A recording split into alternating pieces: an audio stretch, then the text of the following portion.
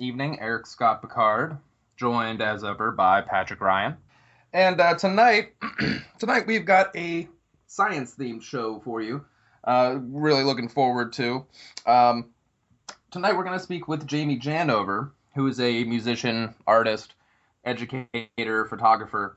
Um, he's also a big proponent of the unified field theory of Nassim Haramein, and he works with the Resonance Project, speaking tours and engagement on that issue. So, Jamie, welcome to the show. Hey guys, thanks for having me. Yeah, absolutely, absolutely. It seems like you're kind of a Renaissance man, Jamie. Um, Obviously, you've got a lot of music and artistic endeavors besides talking about physics.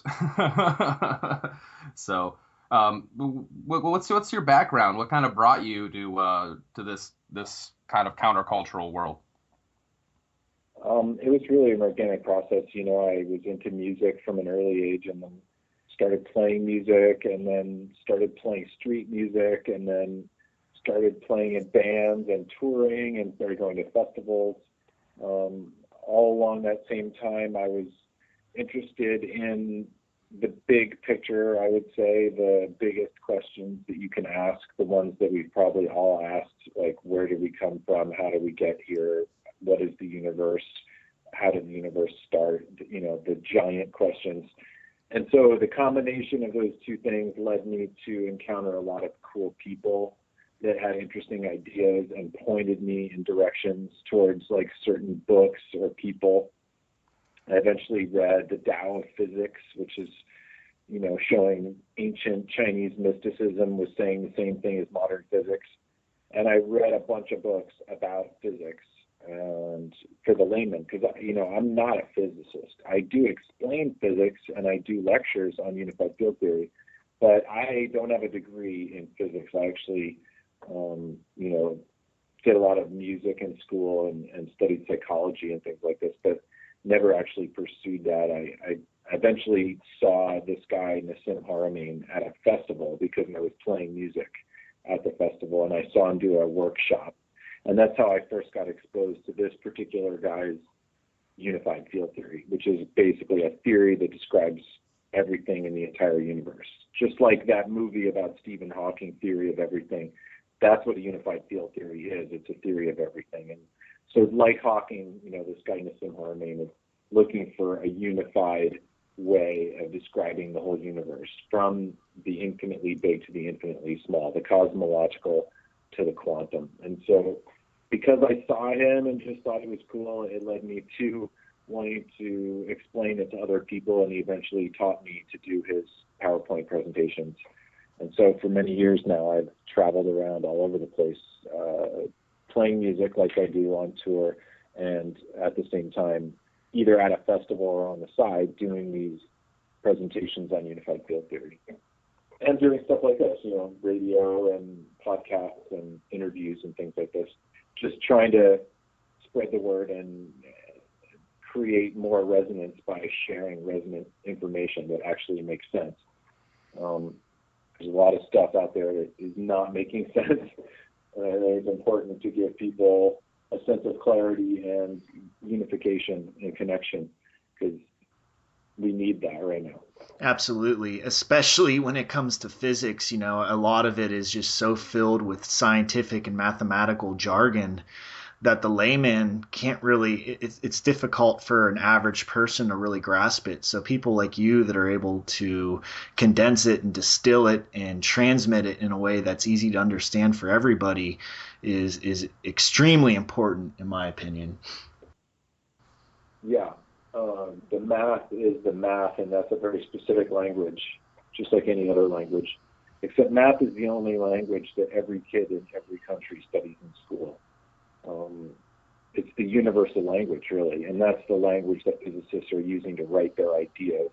And so then you have to translate that math into words that make sense, that people can understand. If you just start talking about, the event horizon of a black hole and energy going to singularity, and then multiple dimensions and all these things, then you have to define, what are you talking about?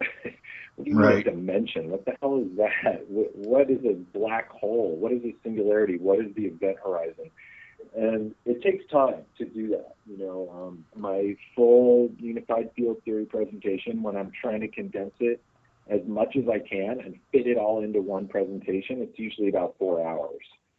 So in 1 hour talking to you guys, I wouldn't even really try to go into the nitty-gritty of anything. It would just be very overarching and general. Because even, if Nassim Haramein was here and you said, okay, Nassim, explain everything there is to explain about your theory, he could talk for 100 plus hours, no problem, and run out of time. Because when you're trying to talk about everything in the universe, you could take an infinite amount of time to describe it. So yeah, sure. It's quite a challenge, to be able to distill vast amounts of information down to something as fundamental as a single equation. That's the trick. Right. Now, Nassim, I mean, he's obviously a physicist, but did he go to school, or did he just sort of come up with these theories on his own? I mean, what's his background? His background is that he's an independent researcher and that he did come up to these things on his own. And he actually prides himself on the fact that he didn't really go through the traditional physics schooling of university, because he knew that if he did that, he would have to accept what they're teaching him. They would have to say, here's what our current model says, and you need to learn exactly what this model says. And then when we ask you to repeat exactly what this model says, you have to tell us what we told you. And if you do that correctly, then you get a good grade in this class. And eventually, when you get into upper levels of physics, you have to invent new something that no one's ever thought of, like do a dissertation or a PhD or something like this. And maybe you'll contribute a little piece onto the vast body of knowledge that humanity has built up to this point. And here's the thing, though, is in modern physics, there's this thing called the standard model, right, which is what everybody learns in university. And the standard model is major problems right now, big time. There's serious issues with the standard model, like holes that are as big as missing 95% of the mass of the universe. You guys realize this, right? That the standard model predicts that there's a certain amount of stuff out there and they can't find it. And so what did they do? They invented a new type of matter out of thin air and said, if we can find this mysterious matter that we can't seem to find, then all of our equations will work out fine. But right now, we're currently predicting 5% of the universe. The other 95% is missing. It's called dark matter and dark energy. And we've been spending billions of dollars over decades looking for this stuff that we can't find. And so maybe at some point you might think, well, maybe the equations that we're using to predict this were wrong, and we should go back and see if we made a mistake somewhere in the foundation of our model. Because if we did, no wonder we're pulling our hair out right now, inventing 10 dimensions, predicting all these crazy things that have nothing to do with reality. It's called string theory, right? It's getting crazy in physics, and the sim is simplifying the model, like big time, making it so incredibly obvious and so incredibly connected that it's really quite astounding that it's been under our noses this whole time.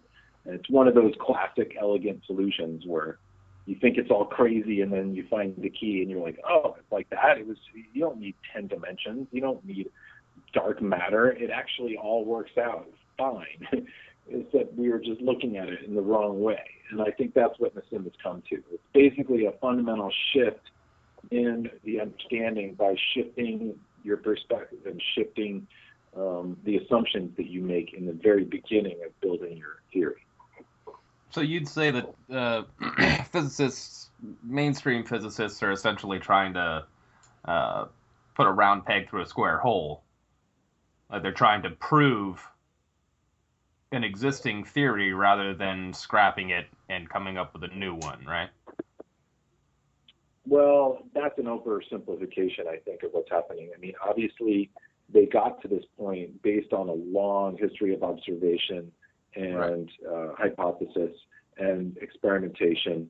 And it's the trick, I think, is that in society and in education and in our banking system and in our politics, there are systems set up so that the prevailing view and the dominating majority wins and holds on to that power, especially when it pertains to money. So take, for example, the Hadron Collider at CERN. This is a multi-billion-dollar device. It's the most complex scientific experiment and machine ever made by mankind. It employs something like 10,000 people.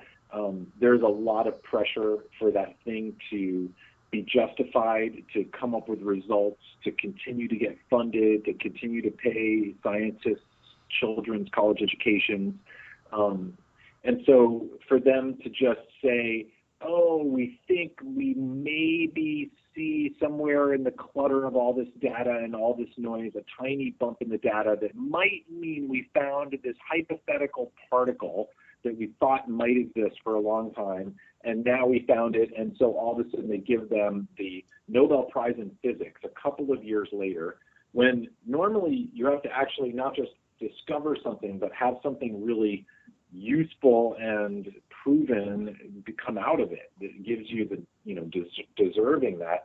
And then they very famously announced it might not be the Higgs boson, it might not be the God particle, and they're chopping bits of protons that are billions of times smaller than a proton and finding this nanoparticle, a subatomic particle that exists for like a trillionth of a second, and taking a picture of it with a camera that takes pictures at 1 trillion frames per second and going, aha, see, you see that? We found a new, get ready for this, fundamental particle. You're like, really? It's a fundamental thing that you have to put almost the amount of energy of the sun into it to get it to exist for a nanosecond, and you call it fundamental? I mean, put it this way, if you're trying to figure out how the universe works, just like if you were trying to figure out how a 747 works, maybe you shouldn't fly two 747s into each other full speed and make a giant explosion and take a picture of it to try to figure out how they flew. You know what I'm saying? That's what we're doing with atoms. We're smashing them together, taking pictures of the explosion and being like, aha, see, that's how that was held together. It's like, no, you're showing us various ways of blowing some stuff up that was spinning since the Big Bang and never slowing down. Has anybody ever wondered? I know the Standard Model doesn't tell you them spinning since the Big Bang. How come they haven't slowed down? Continuous energy. You don't have to put gas into an atom to keep it going. The galaxy is spinning, the sun is spinning, the earth is spinning, all the atoms that you're made of are spinning. They don't slow down, they don't stop. And so people always say that free energy devices aren't possible. And you're like, what are you talking about? You're a walking free energy device.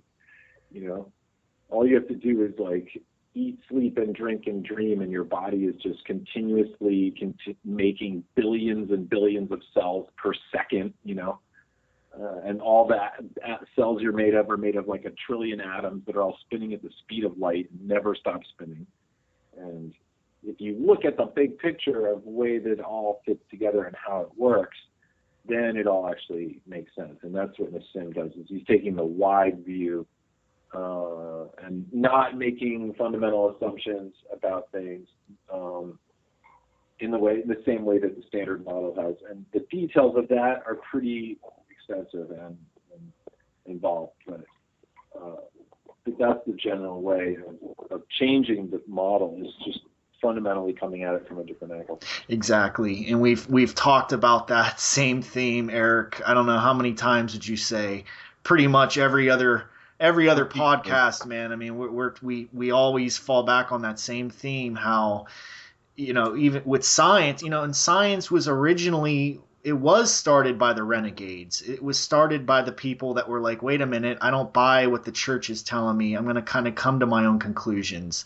And it's come full circle. And now scientism has sort of turned into a religion of its own, and is dominating everyone's perspective on things and not allowing them to sort of come up with novel solutions. So it takes people like Nassim to sort of, step outside the box, these renegade thinkers, and kind of come to their own conclusions, and it's like going in both ways. You have the established academia, the established scientists, and they're sort of running around in circles, and then it seems to me that you're having a whole new era of these like sort of renegade intellectuals that are coming up. I feel like they're going to be the ones that come up with the new novel, groundbreaking theories and solutions. Right. Absolutely. Right. It's not going to be the establishment, right? And it's something Jamie said struck me, when you're talking about free energy and the Hadron Collider, it is in the end about the money and protecting the status quo and the establishment, right? Exxon is never going to put money into trying to figure out free energy, because there's no money in it.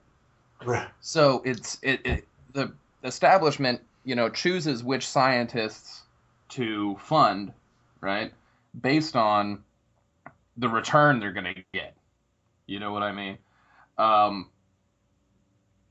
So if you're going to talk about something like free energy, nobody's going to want to fund you, and the rest of the mainstream science is going to want to try to shut that down because it's going to threaten their own business models for their grants and their scholarships, etc. Right. So the system And as a whole what I kind was of fights against it. Nassim is saying basically the reason he's come to this conclusion is because he's not just thinking outside the box. He is defining the relationship of everything in the universe to everything else in a scalar way. In other words, everything is embedded inside of something else, which is embedded inside of something else, like Russian dolls to infinity, smaller and smaller and bigger boundary conditions in what he calls a hologram and a fractal put together. It's holofractographic is the terminology that he's coined. And it's basically embedded spin inside of spin inside of spin. In other words, the reason it's not just thinking outside of the box is because there's no boxes at all. There's no such thing as isolating anything else from anything else in the universe. In all the physics textbooks, it'll say, this is the deal with physics, right? They'll say, in a closed system, this and this and this and this happen. In a closed system, this and this and this happen. And then there's an asterisk at the end of each of those statements. You look at the bottom of the page. It says, no such thing has ever been found. There's no such thing as a closed system. You can't put Schrodinger's cat into a box and wonder what the state is inside or outside the box, because the box is in the same field as the cat and you. And that field is called space. Space is the one thing that connects everything in the entire universe. And so unified field theory, you guys, is just basically about space. We're talking about the structure of the space, the dynamics of the space, the density of the space, the patterning of the energy in the space, because at the quantum scale, there's space. At the cosmological scale, there's space. If you understand space and everything there is about it, then you understand the universe. Because even the atoms that we're made of are made of 99.9999999% space. And it's only 0.000001% stuff, like protons, neutrons, and electrons. So all the data that we collect with our telescopes measuring light, heat, sound, X-rays, gamma rays, cosmic rays, all these frequencies of the electromagnetic spectrum, that's great data, but it's as the result of a very small fraction of the space. Really what's going on there is a bunch of quote-unquote empty space. So if you want to come up with a unified field theory about the universe, you might want to pay attention to the 99.99999% part and a little bit less to the 0.001%. And so right now in our physics, we're paying most of our attention to that very small fraction of the amount of the stuff that's out there, the stuff that we consider solid, which even isn't solid. Protons, if you look at them really closely, it's an energy waveform. It's not exactly solid. Electrons are just a charge that's spinning, and we're made of this stuff. So Nassim is looking at space, and he defines it very, very carefully and very detailed, and he has very specific relationships being described using very simple classic algebra and geometry to define everything from all the forces to the occurrence of the matter, even consciousness is described by his theory. And it comes down to describing the space. And the study of course, the study of structure of space is called geometry. Geometry is the study of structure in space. And so he describes the geometry of space-time. And through that geometry comes everything you can imagine. Every bit of energy comes out of the structure that we call space. And space being basically infinitely full of energy. Even though we perceive it as empty, it's full. And that's why they used to call it the plenum, prana, the source field, the quantum foam, the vacuum, God, the source field, call it whatever you want. That's the source of the void, whatever, call it what you want. It's had so many different names. It's chi in Asian cultures, it's mana, it's prana. Every culture has a name for it, and science has had different names for it. It was definitely the ether before Einstein came along. Then the ether sounded too magical, and they got rid of it. And they said, no, that's too magical. That doesn't make sense. Well, does quantum stuff make sense? Does entanglement make sense? Do the dimensions make sense? Right. I mean, it's pretty funny how certain things they're like, no, that's too crazy. And we're like, really? Black holes aren't too crazy? Everybody pretty much agrees black holes exist now. But when Einstein first predicted black holes, they were like, what? That's a nice anomaly in your math. And now we found that we know where they are. Nassim predicted they'd be in the center of every galaxy, and they are. And that's part of his thing. He's basically defined space and the scalar relationships of black holes that are embedded inside of each other. And so it's pretty beautiful. It's elegant. Everything ties into it. Every observation really can be explained and fit into the theory. So I'm excited because I feel like over time, this is where people are heading. Even Stephen Hawking has been progressively making announcements, moving closer and closer to the stuff Nassim has been predicting for 20 years. So I think the mainstream is starting to be like, particle physics is kind of doomed right now because, they were 4% off on their prediction of the charge radius of a proton, and Nassim nailed it within the margin of error of the experiment. And he was doing this, based on a geometric ratio. He doesn't have a particle accelerator. And then sure enough, some major experiment with a major particle accelerator did a muonic measurement of the charge radius of the proton, and it was spot on right where Nassim had predicted it just months earlier. Wow. And you would think this would make physics headlines, but just like Bernie Sanders couldn't make political headlines because of the way that the media works, it's exactly the same, you guys, in physics. Stephen Hawking can make a statement about something and have not one equation in his paper, not one. There's no physics in it at all, and it makes headlines. And the sim gives you mathematical, geometric proof that everything is connected. And we are all one, and here's the equation for it, and it doesn't even see the light of day because Nassim doesn't have a PhD in physics from a university that says, sure, we'll put you in a peer-reviewed journal because you're part of our club. Right. It's like, no, I don't think you guys are correct about the standard model, so I'm not going to get a PhD in your theory. That would be a huge waste of my time. Look, now I've come up with a more resonant theory.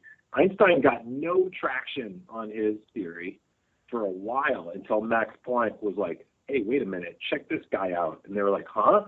What? This guy, what? Time and space is one thing? I thought those were separate. Now he's like Time Magazine's person of the century. So I have a lot of confidence that Nassim's theory will get eventually the traction that it deserves. And that's part of why I do this, is because I feel like he's hit it. And it's taking people like you guys spreading the word of all these independent researchers to make this stuff like happen and make sense and actually get these people to have their word put out there. And that's exactly why we do what we do. Exactly. Yeah. We interviewed a couple months back a guy by the name of Ananda Bosman. Are you familiar with him? No, I'm not too familiar. I don't think so. He's of European. I think he's really big on like the speaking circuit in Europe, especially. But you ought to really check out a lot of his ideas. He was talking about a certain branch of physics that is sort of fringe called hadronic mechanics, I believe. Yeah. Are you familiar at all with that? I've heard the term, but I'm not that familiar with the actual theory set. Yeah, yeah, and a lot of the things he was saying were, sound very similar to what you were just saying. But one of the things that sort of struck me about both of what you guys had to say is the idea that, in the mainstream scientific model, it doesn't seem to me that they really acknowledge symmetry. Like whenever I've looked into Nassim's theories, he goes back to looking at there seems to be a fundamental symmetry built into nature, right? Whereas it almost seems as if, like with the mainstream scientific model, they really want to stress this idea that things are just random, or or they'll say words like, nature's blind, or like they don't want to acknowledge that there's an actual genius, there's genius going on with nature, right? How did Nassim tie this all back to, things like all these like ancient ideas such as the I Ching or the pentagram? Because I mean, I've seen you guys use those symbols a lot when you're discussing his ideas. How did he sort of tie all those things together? Well, here's the thing. In a nutshell, space is not empty, it's full, okay? And that's very strange, right? Because you can tell people space is full, and then they move their hand through the air, and you're like, okay, I know we're in an atmosphere, but if we were in space between galaxies and I move my hand, I don't feel anything. How can that be filled with anything? That's nothing. There's no energy there. But no, if you really look at quantum experiments and you check out this stuff like the Casimir effect, this guy Casimir predicted that there was a density to space, and when they measured the density of space, it turns out to be incredibly dense, like 10 to the 93 grams per cubic centimeter worth of vacuum fluctuations in a cubic centimeter of space. And so that's got to be the biggest anomaly in the history of physics. Space is totally full, but we perceive it as completely empty. Nassim's theory his hypothesis is that maybe the structure of space is so perfect, so equal and opposite, so symmetric, if you will, in every possible way that you look at it, that it's creating a continuous fractal series of geometry of perfect balance. And so when he investigated what that was, he came to a tetrahedral array, a bunch of tetrahedrons stacked. And when you get tetrahedrons stacked together, it makes this perfect geometry called the cuboctahedron, and that is the perfect vector equilibrium. This was discovered by Buckminster Fuller, who's a pioneer in geometry. So Nassim is building on the work of Buckminster Fuller, working on the work of Einstein, and put it together and figured out the geometry of space-time. And that's a very specific geometry. And if you put spheres around all those tetrahedrons, the spheres will perfectly overlap and be perfectly space-filling, and it basically a 3D flower of life symbol. And the flower of life is a symbol that we've seen all around the world of all those interlocking circles. Those circles aren't just circles, they're spheres.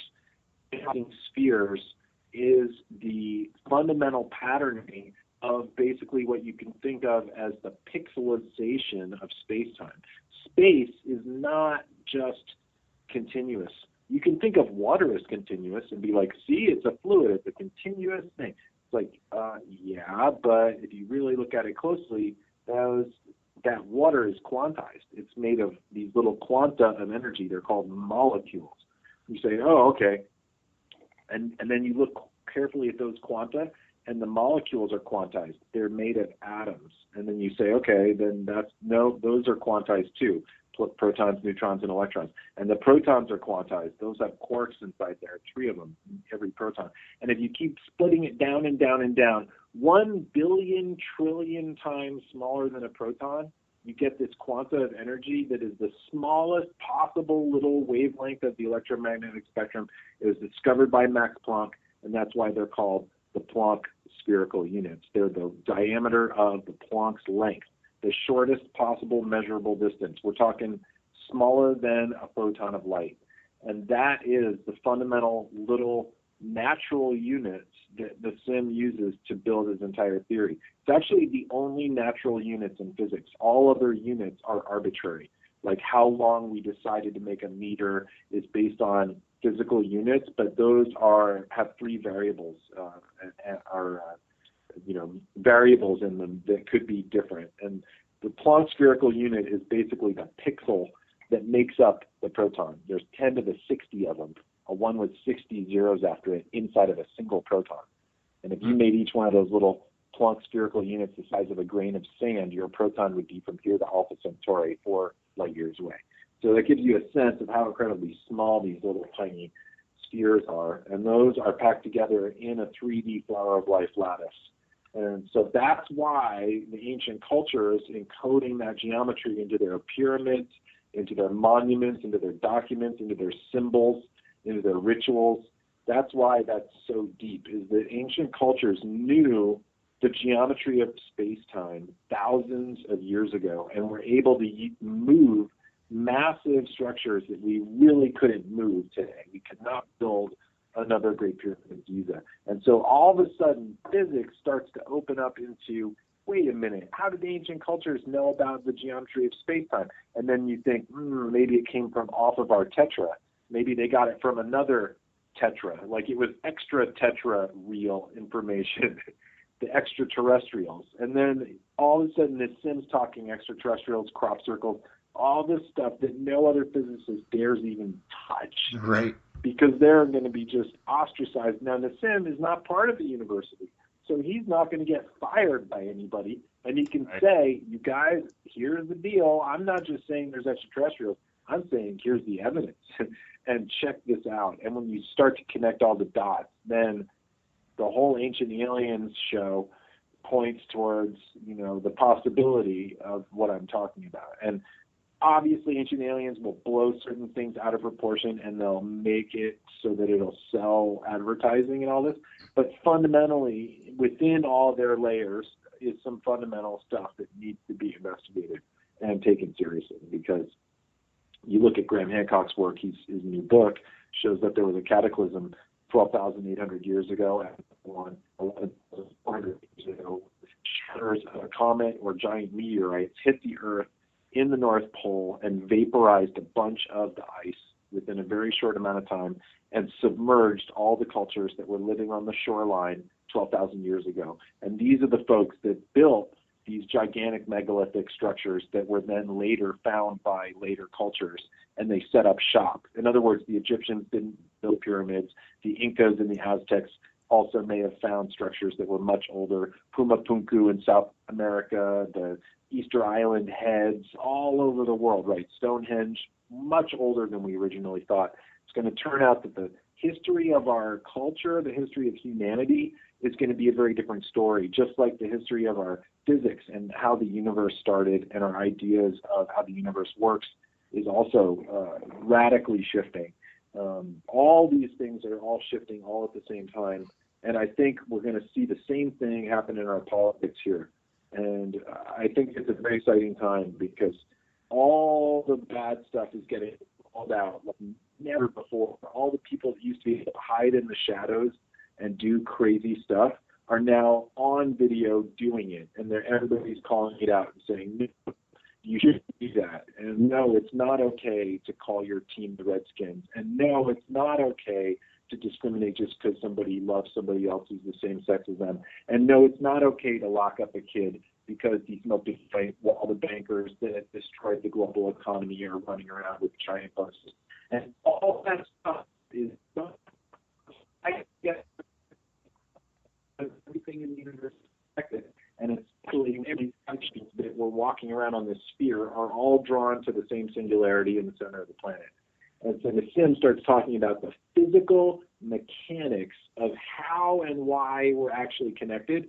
And then everything starts to make sense. And then you're like, oh, now we understand that all religions are saying the same thing. They're saying it in a different way. We can celebrate the diversity of religions like we celebrate styles of music and dance and call it good. And that's why I go around all the time with my concept of Festival Earth. Let's make the whole planet into a festival because, man, it's a really cool festival. You can go all over the place and check out Paris, check out Taiwan, check out India, check out Australia.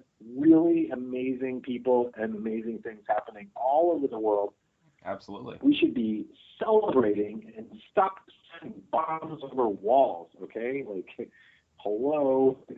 We don't really need to kill each other anymore. We can make enough energy. We can feed everybody. It's not this crazy, chaotic universe where it's just particles flying around willy-nilly. There's a very specific order to things. And if we understand how the universe works and the order of the universe, then we can start acting in resonance with that structure. And everything gets way more fun and way less pain and suffering. And so ultimately, that's why I do these shows and talk about this for years, just like I'm talking right now. Stream of conscious, telling people about the theory. I'm not really going into the physics because I don't have the time. I'm trying to give you the overarching view, and I know I'm just rambling, but that's how I tell the story, I agree with almost all that there. It certainly, this idea has radical and revolutionary potential, and I think it's kind of an idea there's overreaching ideas that we see in the consciousness now, and it's a shockingly exciting time to be alive. There's so many extraordinarily interesting and liberating things going on in the world. I'd like to talk about consciousness for a minute. Like, for example, I'd like you to expand a little bit more about the extraterrestrial angle. I'm of the opinion we don't really need the extraterrestrial explanation, right? I feel like all information is probably extant in the universe in consciousness, right? The whole Akashic record idea, okay? I think ancient cultures probably had these ideas because they're just in consciousness, in this ether, right? They just exist, in the fundamental structure of things. And you talked a little bit earlier, it intrigued me, we didn't get a chance to get to it, about Nassim's ideas about consciousness that are within this idea, right? His unified field theory. Would you like to expand on any of those things? Yeah. Well, the nature of consciousness is basically patterning after the nature of the flow patterns of the structure of space-time itself, basically of black holes, where information crosses the event horizon going in and goes out at the same time. Okay. Excuse me, I'm wearing my voice out a little. Basically, that there's a feedback loop of information, and he's actually redefined time or space-time to be space memory, because without space having memory attached to it, there is no time. If you can't remember the last second from now, you have no sense of time.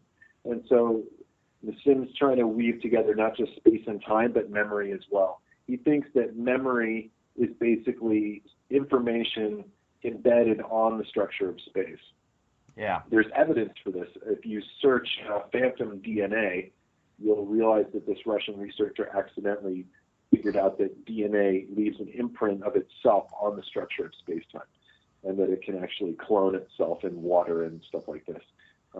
It leaves a resonance because the structure of space is a bunch of these little tiny oscillations that are humming along at incredibly high velocity and form these little whirlpools. And what size the whirlpool is defines the structure that you're talking about. If it's a tiny whirlpool, it's an atom. If it's a larger spin, it might be the energy field surrounding your body. If it's a larger field, it might be the toroidal field of the Earth. If it's a much bigger spin in space-time, it's the black hole at the center of a galaxy. They're all dual torus structures where the information is spinning in like water going down the drain to the center and then coming back out again. And our consciousness is not just our consciousness, it's the consciousness of the universe. And Nassim's famous for basically saying that, consciousness does not come from the brain. It's like a radio, looking inside of the brain to try to find where consciousness is would be like opening up a radio to see if the announcer is in there. The announcer is not in the radio. The radio is a crystal that's oscillating, not bio-oscillating. We're bio-oscillating, and a crystal in a radio is just oscillating. It's a piece of quartz crystal that they literally resonate at the frequency of the radio station in the field. and then it picks up that information and can translate it into audio frequencies that you can then listen to. And your consciousness is that you have this bio-oscillating crystal inside of you. It's called your brain, and the brain is picking up the physics and the consciousness of the waveforms that exist in the field, the unified field of the universe.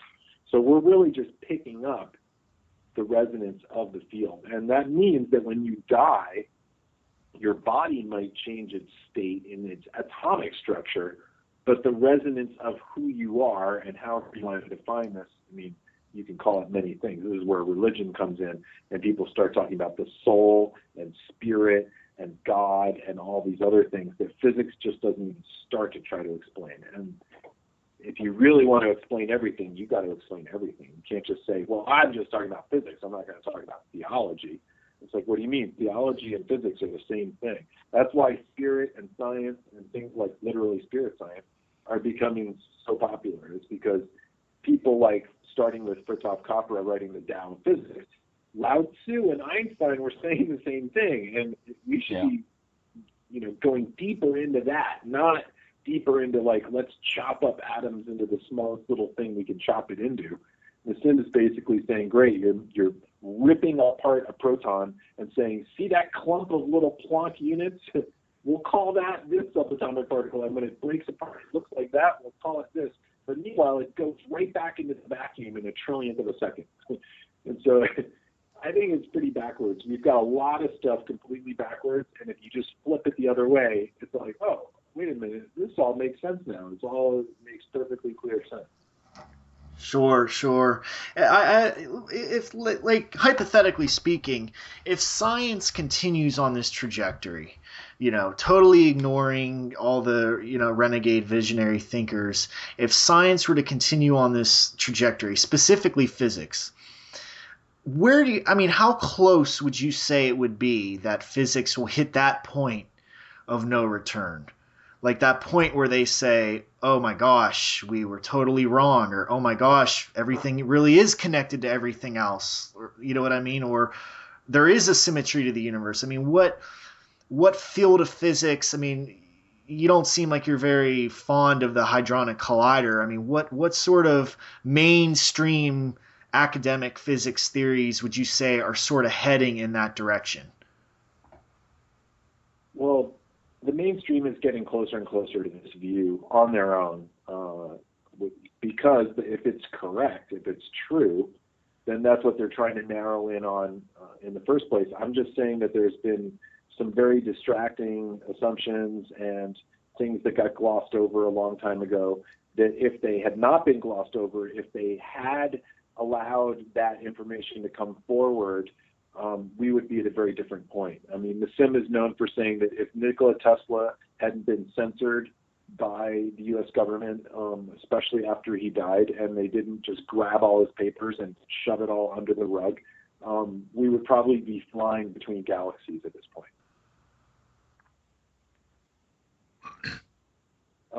And that stuff is coming. That's when it's really going to change, is when somebody's like, okay, check this out, and then they bring it to some convention and they go, ta-da, and then everybody looks at it and they're like, what? And they're like, how is that working? That shouldn't work. That violates the laws of physics. And that's when that person says, well, I think your laws of physics are incorrect then, because this is obviously working, and here's why. And then they go, da, da, da, da, da, da, da, and here's my laws of physics. It shows why this is working. That's actually how I built this. It's because I knew that this is the actual real physics, and you guys were looking for dark matter when really that energy exists in the fabric of space, and you guys got rid of it by doing this thing called renormalizing the energy density of the fabric of the vacuum. This is buried in the Bible of Einstein's field equations, called Gravitation by Wheeler, Thorne, and Meissner. Page 719, check it out. They just basically say, the space has got so much energy that we're just going to say it's really, really, really full of energy, but it's not infinite. We're just going to build a little fudge factor up, and then we'll round off that number. Yeah, if you round off infinity, no wonder you're missing 95% of the energy that's supposed to exist. in space or in the universe, right? They're looking for it. They can feel the effects of dark matter, but they can't see it. And it's because they've just gotten rid of the ether, the plenum, the mana, the chi, the field of consciousness, whatever it is, call it the source field if you want. They got rid of that in the physics world. They just said, we can't just say there's an infinite field of energy that everything comes sprouting out of. That's too magical. So instead we'll talk about like quantum weirdness, and we'll just say that there's a Higgs field, right? That we'll call it the Higgs field, and we'll give that guy a PhD or a Nobel Prize, even though he wasn't able to like actually make any devices work based on this field. And that's where we're headed now, is that Nassim and many other researchers, not just Nassim, are tapping into toroidal energy field generators. And there's all kinds of new devices that are based on magnets and spinning magnetic fields and spinning plasma and cold fusion. All these new energy devices are coming online, but it's a very complicated process, because just like I was talking about with the politics and the physics, the idea of marketing a device that's going to take down OPEC, you might be a little careful about how you do that today, in today's world. And now that OPEC is literally crumbling before our feet right now, today, didn't oil hit $26 a barrel or something the other day? Man, those guys are going down, and that's why the Rockefellers and the Rothschilds and all those guys have divested themselves from the oil industry. They know that there actually is a lot of money to be made in quote-unquote free energy, because as soon as you make the device that does this, you have to make enough to do the whole world. Then you have to pay a bunch of people to take all the telephone poles down. It's going to take a lot of time and money and jobs, the whole economy, and taking down the old energy system and then building the new energy system. Like, there's plenty of money to be made for everybody. Like, and we don't have to destroy the planet at the same time. In the very short term, obviously, it makes a whole lot of sense. You know what I mean? But I don't think they're looking at that as a short-term benefit in infrastructure, because honestly, free energy massively threatens the capitalist system, right? You have free energy, it's going to be really hard to get people to pay for it, and it's going to be really hard to get people to do a lot of things that they would normally do, work the 9-to-5 jobs, right? If their electric's fine, you know what I mean? If their transportation's clean and free, the free energy is a threat to the overall capitalist system. I think this is why what happened to Tesla then, and I think it's why it's being shoved under the rug now. Well, it can't be shoved under the rug anymore, because now that we've invented the internet, the powers that be can't just shove. Now a guy can make something in his garage, put it on YouTube, and be like, I don't know why this works, but check this out. And people are like, what? No way. I'm going to make this and check it out. I'm going to put my instructions, open source this, open source that. Now everybody's just like, oh yeah, no problem. We're going to cross this with this. And now you've got crazy innovations happening. It's just a matter of time before multiple companies all come out at the same time with their electric something that works without ever having to recharge that battery. It just self-grabs energy right from the structure of space-time. Because, man, if you could just extract 1 trillionth of the energy that exists in every single proton, you have a lot of energy. Protons do not slow down. They just continuously spin forever at the speed of light. So maybe we should figure out how and why that works and do that. Let's make a proton. If you could make a little star in your laboratory and then plug your entire city into it, it would be really great. Yeah. You probably wouldn't have to refuel your star very much. I agree. I agree. And so that's what we're headed towards. And that's going to be an exciting. I think that's in our lifetime, and I love talking about it and sharing that's the hope is there, and that it's a good outlook, and that it's not just all doom and gloom. If you watch the news, it's 95% doom and gloom, and within there, they're just not proportionally representing all the good stuff that's out there. I think there's more good than bad by a long shot, and we hear about more bad than good the other way in an equal disproportion. So I'd like to just spread the good news and try not to dwell too much on the bad news. It's true. And, even if, like, okay, let's say, for example, we're all just fooling ourselves. We're all just deluding ourselves, which I obviously don't think to be the truth. But let's just say, hypothetically, we are. What is the harm in, exploring our imagination, exploring possibilities, exploring things that could be, instead of constantly, focusing on the negative, or, constantly being ultra cynical and skeptical about everything. I mean, you just don't see it in the mainstream. You don't see it on the mainstream media. You don't see it in mainstream science. You don't see it in mainstream medicine. Everything wants to sort of cut everything down and limit everything and say, oh, well, this is impossible, or, oh, we're facing this threat or this pandemic or whatever, instead of saying, well, hey, look at all this potential. It's just a matter of shifting our perspective. Like you say with Nassim, it's like he's shifting the perspective from like physical matter to the infinite potentiality of space. Yeah, it's an important time to be doing what you guys are doing, and so I want to just give you guys a shout out for doing these podcasts and spreading the knowledge and covering really diverse subjects, and it's not unnoticed. And I think if a bunch more people start doing what you're doing, that's how society evolves. That's how consciousness evolves. And well, thank you. I mean, we think that too. It's, and anybody can do this. Patrick and I started this, almost about 2 years ago.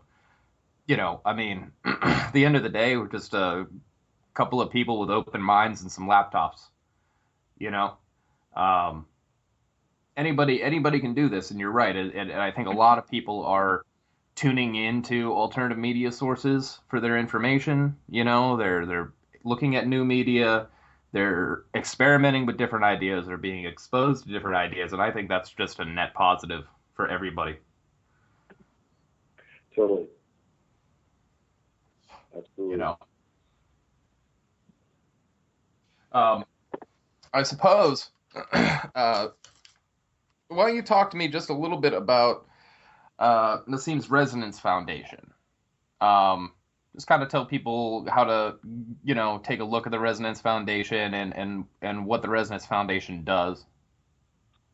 The Resonance Project Foundation was started by Nassim over 15 years ago, and it's basically a mission to do what we're just talking about, sharing and spreading this resonant information about the universe. They have a research aspect where they're constantly writing papers and working on developing technologies and experiments to verify their theoretical explorations, as well as a research arm, which is to actually teach this information. Nassim has done a bunch of seminars where people meet in person and listen to many hours of presentation and discussion. And I've done a bunch of these seminars myself. Now we have it all formatted online, and it's called the Resonance Academy. And you can check it out at academy.resonance.is, or just go to resonance.is. Resonance is.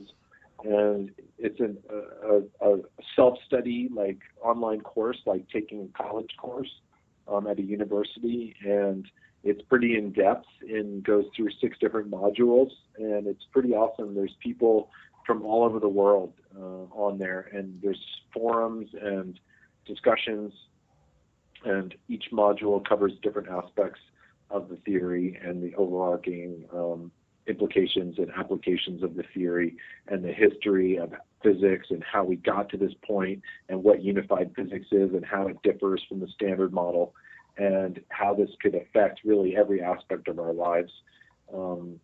So I'm one of the faculty in there, and there's Amira Val-Baker. She's an astrophysicist from England, and William Brown, a biophysicist, who's been writing a paper with Nassim and Amira on the mechanics of consciousness and the way that the microtubules in your brain interact with the oscillations of the quantum vacuum.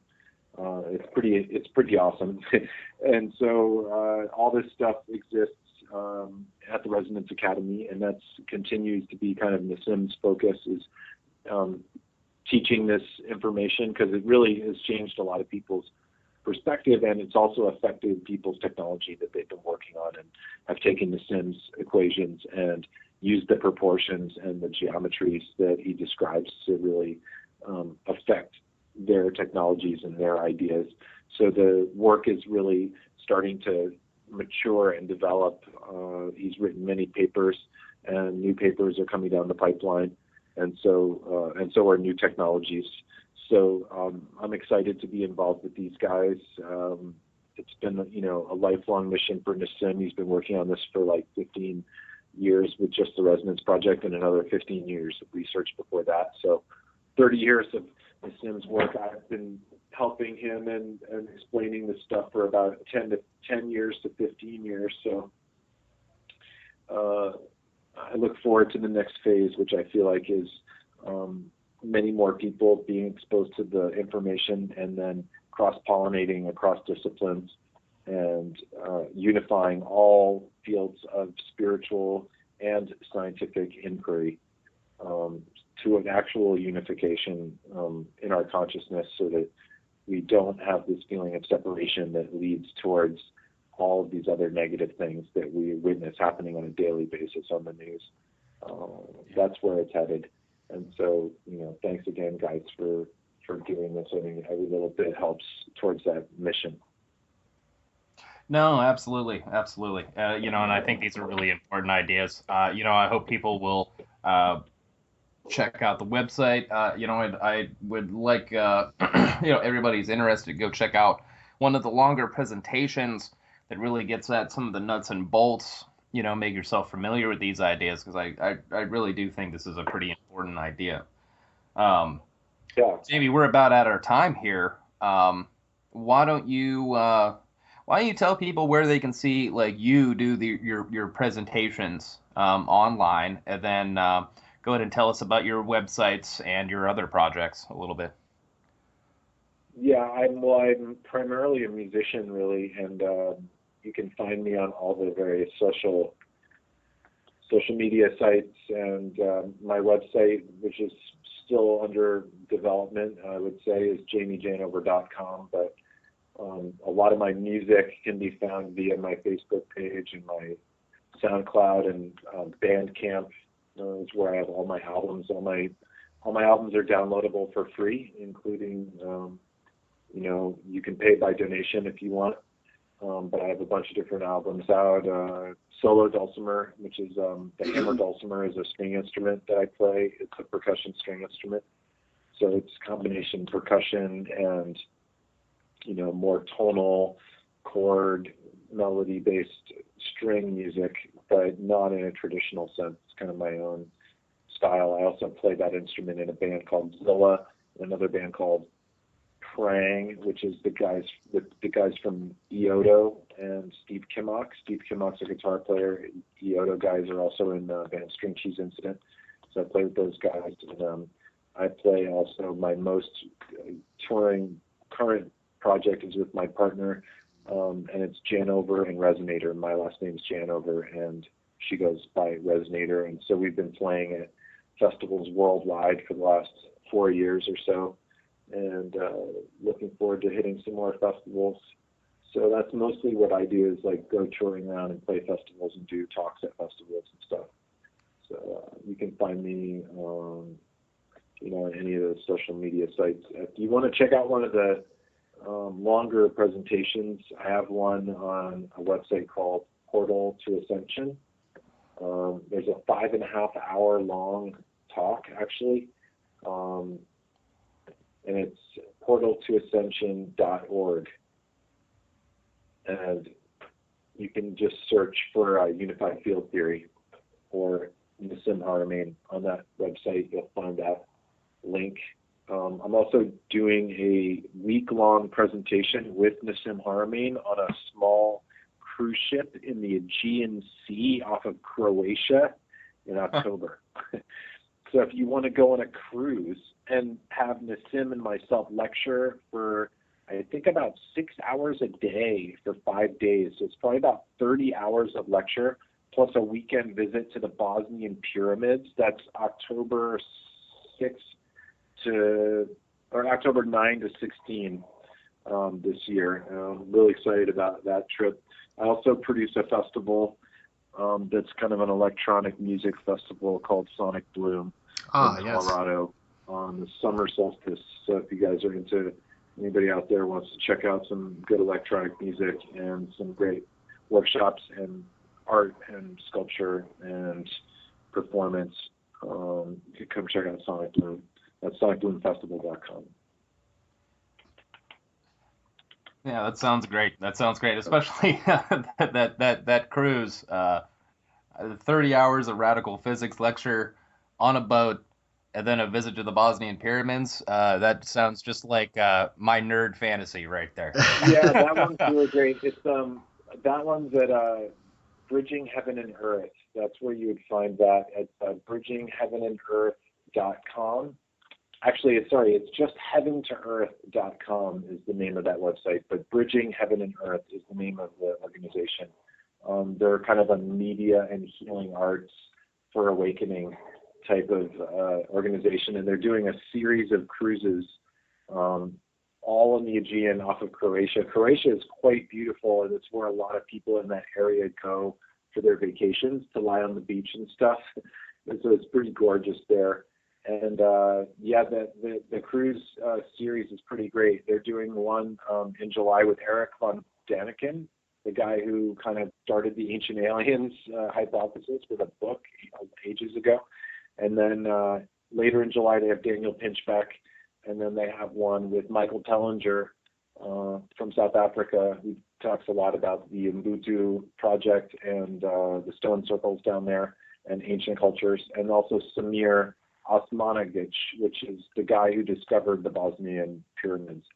So our cruise is the last one of the season in October, and we're going to go with Dr. Samir to the Bosnian pyramids. So it's your chance to explore this site with the guy who discovered it, and That's awesome.